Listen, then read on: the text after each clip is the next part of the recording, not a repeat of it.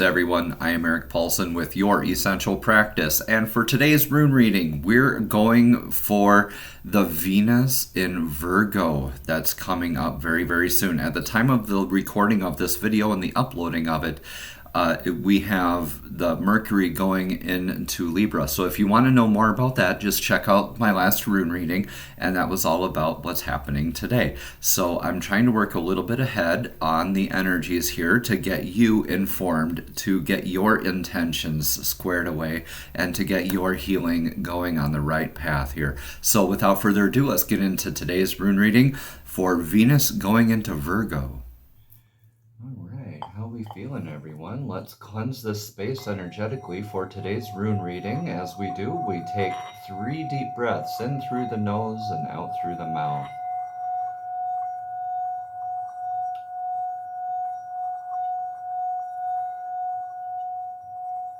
Venus in Virgo.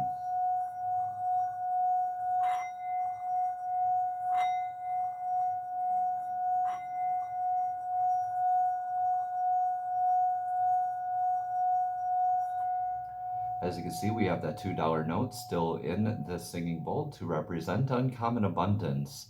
Let's ring in and be thankful for what is about to come and what we don't see coming. For today's rune reading, it is going to be more about the, it is Libra season and Mercury's in Libra right now, but that beautifully gentle communication of fairness that's coming around.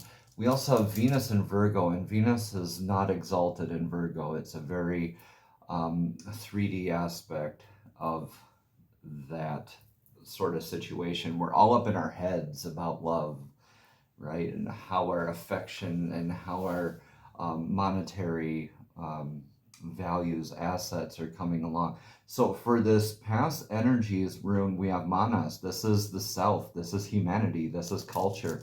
This is the opposing clan flags. This is the sense of self-identity and self-worth, right?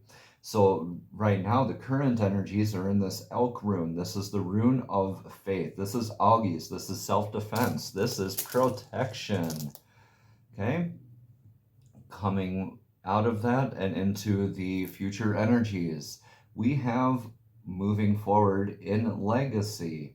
This is a beautiful, beautiful rune, everyone. This is about inheritance, about home, about what we're passing on to future generations. This rune is named Othala, right? So we're coming from the sense of identity, knowing our divine protection and our legacies are going to be well guided here. So Venus in Virgo can be a very shaky energy, but for a lot of us, we're moving forward with that very Virgo meticulous type energy. Be careful, because right now you're being called to go on this journey, okay? Because this Virgo and Venus, or excuse me, Venus and Virgo does not like to be in the same situation. It wants things to change for the better. It wants things to be continuously moving forward. So this is the rune for your best outcome, or excuse me, the practice to take for your best outcome here. This is Raido, journey, riding, forced momentum, right? So this energy is going to be changing and shifting a lot of things for you. Our thoughts, feelings, and emotions are in this divine masculine. Ingwaz is the name of this rune. This is the god Freyr's stone. This is fertility, peace, and plenty. Okay, so thoughts, feelings, and emotions are in this divine masculine. How are we moving forward with that legacy and healing that divine masculine? Okay, because the possible problems are really up to you. This is the Gambler's Cup. This is also representative of the womb,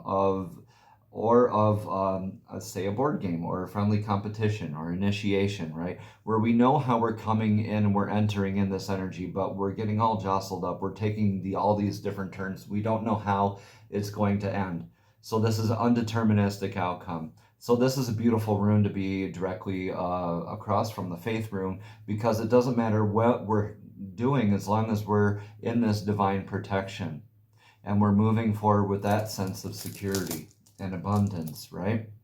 So, look at that. Beautiful outcome is in addressing needs and constraints. This rune is called Nothis, although I like to call it Now This, because you're going along this path and all of a sudden there's this stick across your path. You have to address that need in order to proceed forward. It's a necessity. It's a constraint, right? So necessities, constraints are going to be met when we're moving forward with this healthy sense of identity, knowing that we're divinely guided and protected, right? We're moving forward this divine legacy and knowing that we're successfully planting the seed and going on these journeys in the near future, okay? So don't hang on to ideas of how you think things should be. Be adaptable to change. Know that no matter what the outcome is, you are divinely protected. You are addressing those needs, and you don't need to live your life according to how other opinions are, right? You are divinely protected. You know your legacy. You know what you're leaving behind, those paradigms, those beliefs, those standards that you're leading by example, right? As you continue on and heal your divine masculine. How beautiful is that? Let's get a card for clarity for today's rune reading. These are messages straight from the source, straight from divine, directly to your spirit, directly to your soul. And boy, is this a talkative deck today. So, divine, what sort of message of clarity do you have for today, for this rune reading, for the collective, all about Venus in Virgo? Venus in Virgo. Okay, you flipped one over on me right away. Okay, look at this. This is denial. It says, I acknowledge my fear, but I replace it with the insight of awareness. I acknowledge it. Right? You need to acknowledge it and replace it with that insight of awareness. Let's read more about this card. Again, it says, I acknowledge my fear, but I replace it with the insight of awareness. It is time to open up and be completely honest with yourself at this present moment. Buried fears and resentments do not die. They merely fester and cause dis-ease. Dis-ease, disease. Only bringing them to the surface by examining them in the light of day with love and compassion will you banish them from your life. It may bring you pain and heartache to reflect upon these situations again, but you are only giving them power by suppressing them.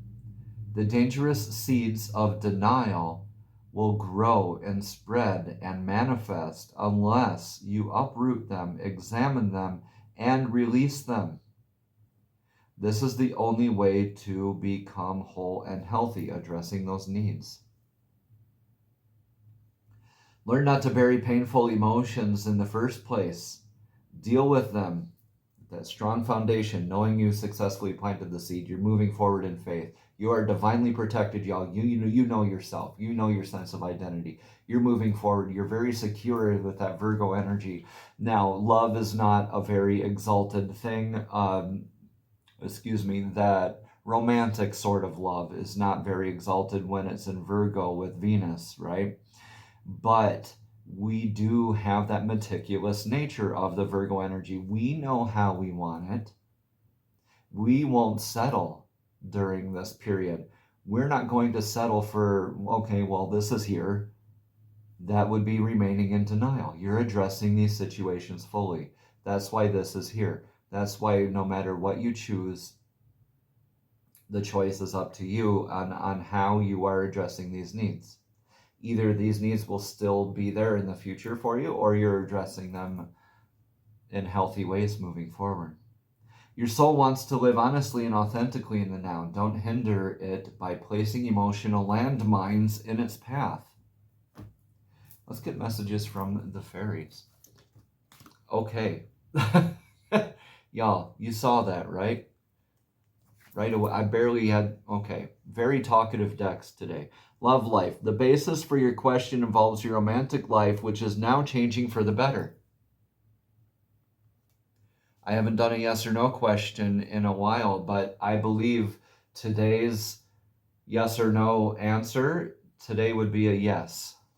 If you're looking for a yes or no sort of answer to your question today, it would be yes. Let's read about love life here, but from the cards from the fairies.